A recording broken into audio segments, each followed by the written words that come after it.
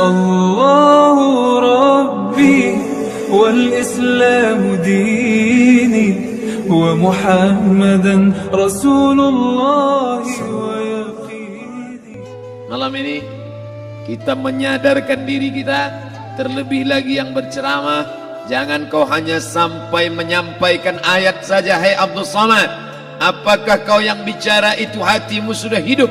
Senantiasa merasakan diri, aku orang paling hina, aku orang paling kotor, ditempelkan kening ke lantai di tempat yang diinjak tapak kaki, mengatakan bahwa aku bukan siapa-siapa.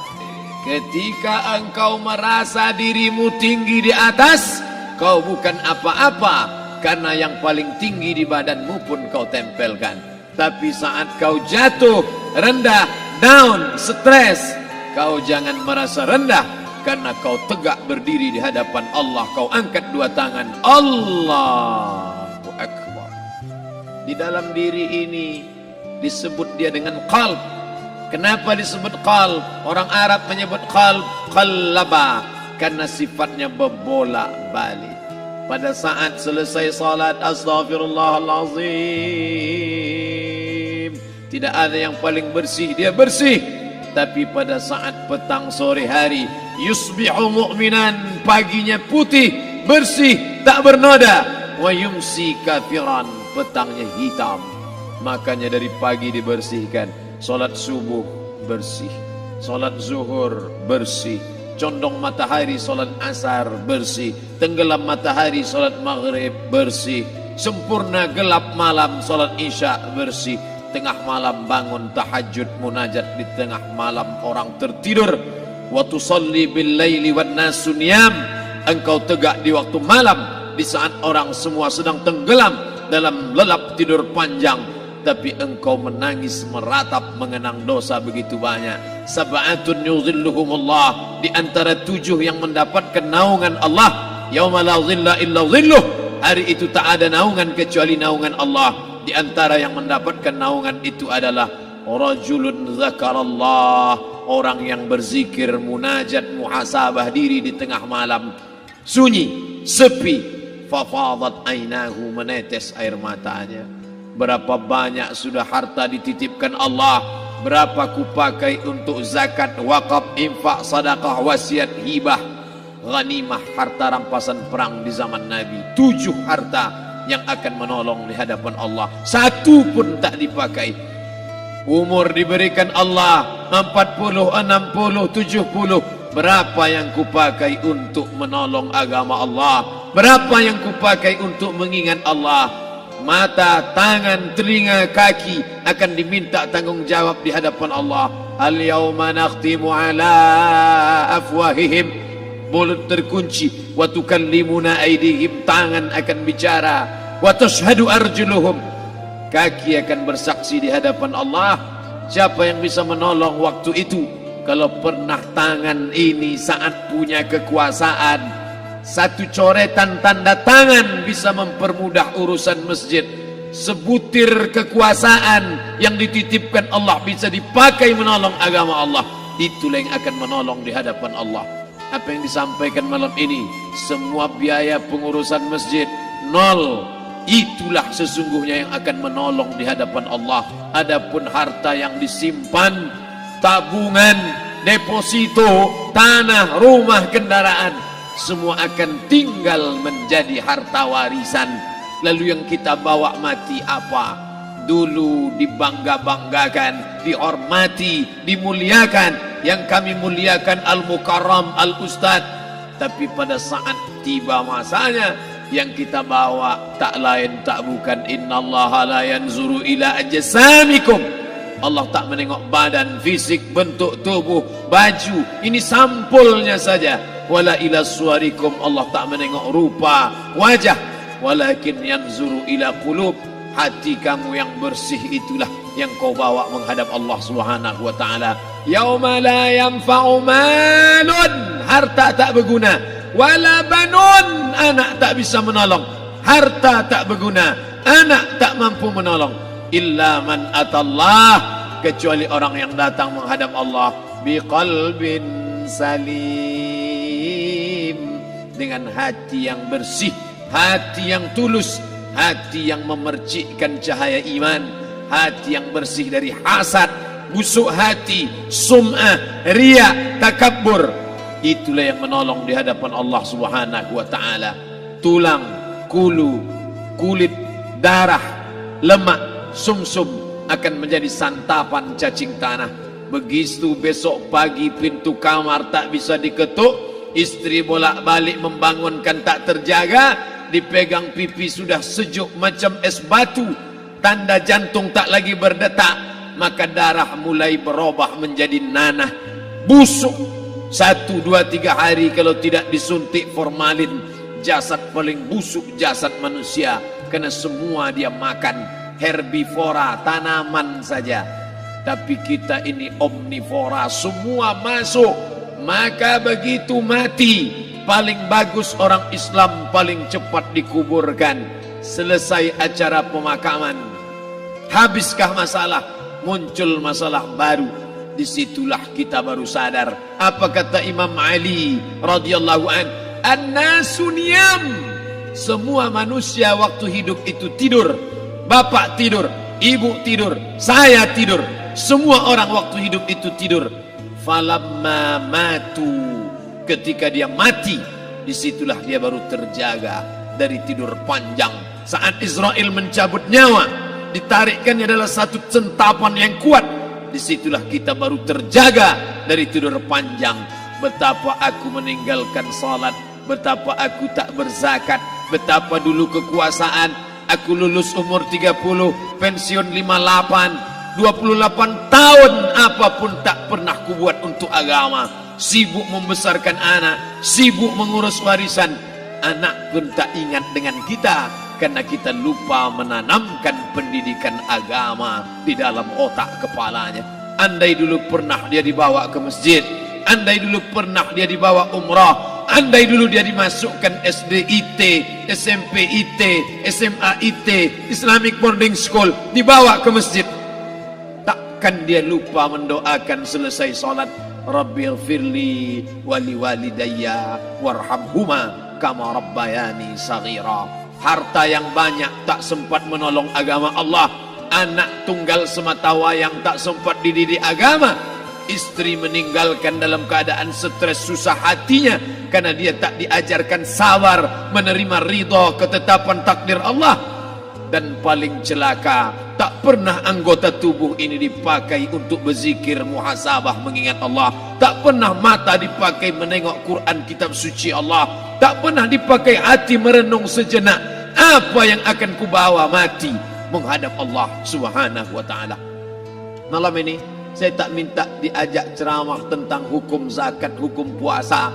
Yang ditanya adalah bagaimana kita merenung sejenak. Abdul Somad, engkau berhadapan dengan para pegawai Badan Pertanahan Nasional Provinsi Riau, berkumpul 12 kabupaten kota. Ini orang-orang ngurus tanah, dari dalam tanah naik ke atas tanah, ngurus tanah, ngurus tanah, ngurus tanah, masuk ke dalam tanah. Abdul Somad dari dalam tanah naik ke atas tanah, ceramah, ceramah, ceramah, ceramah, ceramah, masuk balik ke dalam tanah. Yang kau bawa apa? Baju koko tinggal, peci tinggal, pakaian kehormatan tinggal. Yang tentara belum pernah saya diundang. Ustadz besok datang takziah, bapak anu tentara meninggal, tahu-tahu kain kafannya loreng. Tak ada. Yang kau bawa kain tidak berjahit, disobek, kerak. Itu yang akan menyampul kulitmu, yang selama ini kau dimandikan, dibersihkan oleh ibumu dulu 60 tahun yang lalu. Sampai masanya kau lupa kapan kau dimandikan dulu. Sekarang ruh melihat, disebut dia ruh karena dia raha ya ruhu ruh, seperti aroma semerbak yang datang pergi hinggap. Ruh sampai masanya dia datang masuk ke dalam jasad. Ruh sampai masanya dia pergi meninggalkan jasad. Malam ini dimuliakan Al-Mukarram Haji Abdul Somad LCMA. Kenapa Abdul Somad ini dimuliakan? Karena ruh hinggap sejenak sebentar. sampai masanya besok pagi dia ruh keluar dari dalam tubuh ini. Anak yang katanya ayahku sayang, istri katanya kaulah abang, sampai masanya mereka tak lagi mau mendekat. Rumah itu saya yang buat, saya yang mengukurnya, tapi begitu ruh sudah keluar dari badan, tidak satu pun semeter, sesenti, sejengkal, sehasta ada tempat di rumah itu untuk jenazah bernama jenazah Abdul Somad. Dulu orang bertanya, rumah Ustadz Somad di mana? Hari ini orang tidak lagi bertanya, tak lagi menyebut nama. Orang sudah mengatakan kuburnya mana. Dulu kalau dia masuk masjid, didatangi orang, disalami orang, mahasiswa, anak-anak, remaja mencium tangannya sebagai tanda hormat. Tapi begitu diletakkan keranda, kita akan sholat jenazah nanti selepas sholat zuhur. Apa kata orang? Letakkan di tepi sana, letakkan di tepi sana. Tak satu pun mau mendekat, letakkan dia di sana. Bahkan sebagian mengatakan jangan dalam masjid, letakkan dia di luar. Dia tidak disebut engkau yang mulia, tidak digunakan kata ganti orang langsung. Letakkan dia di sana. Bahkan sebagian tak lagi, padahal tempat paling mulia sebelah kanan, orang tak lagi mau di kanan, mulai dia menjauh ke kiri. Kenapa kau ke sana? Takut aku mimpi hantu nanti malam. Mana kawan, sahabat, andai tolan, anak menantu, teman sekantor, semuanya pergi meninggalkan. Yang tetap dibawa, kalau pernah kaki melangkah sholat berjamaah di masjid, kalau pernah tangan mengusap kepala anak yatim, kalau pernah tangan mengucap subhanallah. Nanti di akhir tausiah kita akan berzikir, munajat, muhasabah diri, berdoa, mengenang apa yang akan kita bawa menghadap Allah Subhanahu wa taala. Datang malaikat membawa kain kafan dari cahaya, akan menyambut ruh yang mulia. Hadis riwayat Ahmad bin Ambal dalam kitab Al-Musnad, turun malaikat berlomba-lomba membawa kain putih dari cahaya, menunggu ruh akan keluar. Ruh menetes seperti embun di ujung daun. Daun tidak bergoyang, ranting tidak patah. Ruh menetes pelan turun ke dalam kain kafan, dibawa malaikat ke pintu langit. Tak sabar mereka menyambut. Inikah dia yang selama ini berjamaah? Inikah yang dulu ketika dititipkan kekuasaan menolong agama Allah? Kam min masyhurin fil ardi walam yakun ma'rufan fis sama. Berapa banyak yang masyhur terkenal di bumi, malaikat tak mengenal dia. Ini roh siapa? Tapi ini bukan LCMA, dia bukan ustadz, dia bukan ulama, tapi imannya dalam, kekuasaan dipakai menolong agama Allah. Ruhnya keluar di bawah, semua malaikat mengucapkan salam. Inilah orang yang selama ini kami tunggu-tunggu, catatannya sudah lama. Setiap pagi petang malaikat subuh membawa catatan namanya, malaikat malam membawa catatan namanya. Kami merindukannya. Begitu orang-orang yang masyhur di langit tapi tak dikenal makhluk bumi. Tapi ada sebaliknya, yang rohnya disentapkan, ditarik malaikat dengan begitu tarikan yang sangat kuat.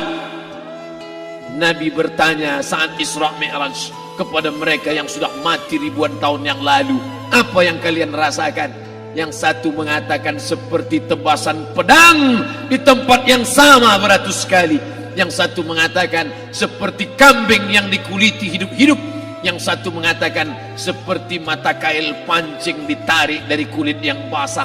Maka kita berdoa setiap selesai salat, Allahumma hawwin alaina, ringankan kami ya Allah, fi sakaratil maut, di saat sakaratul maut yang amat sangat menyakitkan itu. Dan mereka yang pergi tak pernah kembali, mereka yang mati tak pernah bercerita, kecuali hanya kepada Sayyidina wa Maulana Muhammad sallallahu alaihi wasallam. Di saat malam pertama di tempat yang gelap, di tempat yang tak pernah diimpikan oleh orang, tapi kita tetap melewati dan merasakannya. Perlahan-lahan cacing tanah, ular-ulat kalajengking akan menggerogoti kulit yang selama ini dimandikan, selama ini dipakaikan sampo yang mahal, selama ini dioleskan pelembab yang lembut. Tapi ternyata sebelum roh keluar jasad, setelah keluar, dia hanya akan menjadi santapan cacing tanah. Hancur berkeping hari demi hari. Yang pertama kali membusuk adalah mata, karena dia berisi cairan. Cairan ini mengering, busuk dan berlubang. Lalu kemudian usus sebulan di dalam tanah, mulai dia menggelembung masuk angin, dan dia meletus pecah. Cacing-cacing tanah mulai datang menggerogoti, memakan. Habis lemak, tulang, kulit, bulu, sumsum, darah, jantung, empedu, limpa, buah pinggang. Habis semuanya, tinggal tulang-tulang yang memutih, dimakan oleh tanah, ditelan oleh massa, sampai akhirnya Asi bin Wa'il membawa tulang yang kering itu kepada Nabi Muhammad, baginda Sayyidina wa Maulana Muhammad. Ya Muhammad, ayyuhi rabbuka hadzal izam, sanggupkah Tuhanmu menghidupkan tulang yang kering ini? Nabi diam tak menjawab, sampai akhirnya datang Jibril alaihi salam membawakan wahyu. Qul, katakan kepada dia. Ayat ini dibaca malam Jumat. Bapak Ibu semua hafal, kita baca. Qul yuhyiha allazi ansha'aha awwala marrah wa huwa bikulli khalqin alim.